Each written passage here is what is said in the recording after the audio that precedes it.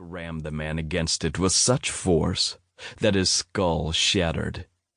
He heard the soggy thud like a dropped gourd.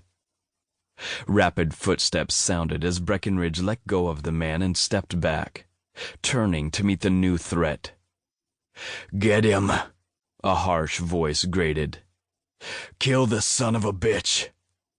That was plenty to tell Breckenridge his hunch was right.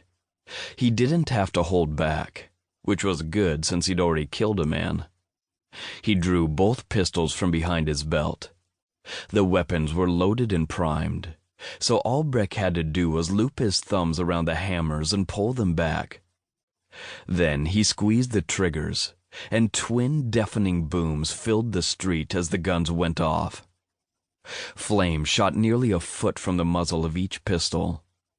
In that split-second glare, Breckenridge saw one of the heavy lead balls from the right-hand gun tear into the throat of a man charging him. The pistols were double-shotted. The second ball punched into the man's chest. His momentum carried him forward as blood spurted from both wounds. Breckenridge had aimed at the sound of footsteps, and his accuracy with the left-hand pistol wasn't quite as good. One of the balls missed entirely and skipped off down the street. The other struck the man in the right shoulder, shredding flesh and smashing bone.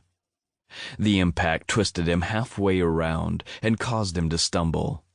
He crashed to the street, hurt badly enough that Breck knew he was out of the fight. In a matter of a dozen heartbeats, 3 of the 4 men who had intended to rob and kill him were down and no longer a threat.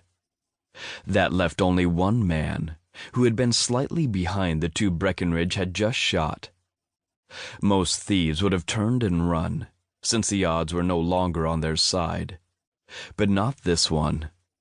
He let out a furious yell as he continued his charge.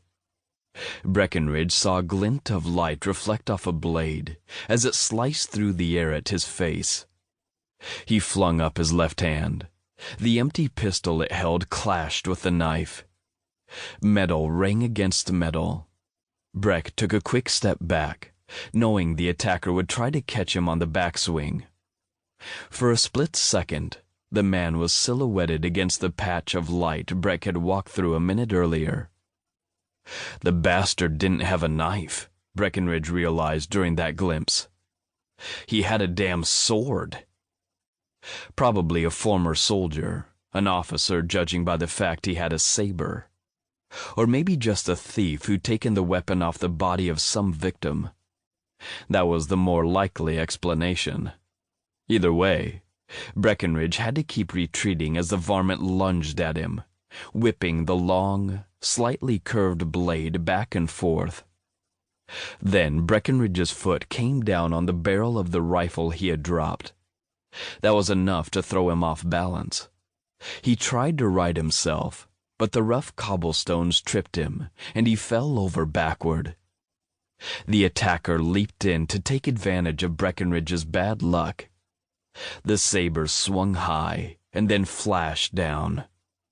Breck still had hold of both pistols. He crossed the barrels and shoved them up.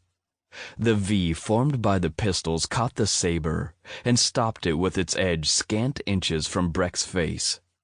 Breckenridge swung his right leg high in a kick aimed at the man's groin. It missed, but the toe of his boot sunk into the attacker's belly instead, which was almost as effective. The breath woofed out of the man's lungs as he doubled over. Breck lashed out with his left leg and swept the man's feet from under him. The thief tumbled to the ground. Breckenridge dropped the empty pistols and yanked his knife from its sheath. He rolled onto his side, powered halfway up, and leaped at the other man, who seemed momentarily stunned. The varmint managed to angle the saber around in a protective arc. In the poor light, Breckenridge caught sight of it just in time to twist aside. The blade raked across the top of his left shoulder, but cut only the buckskin without slicing into the flesh beneath.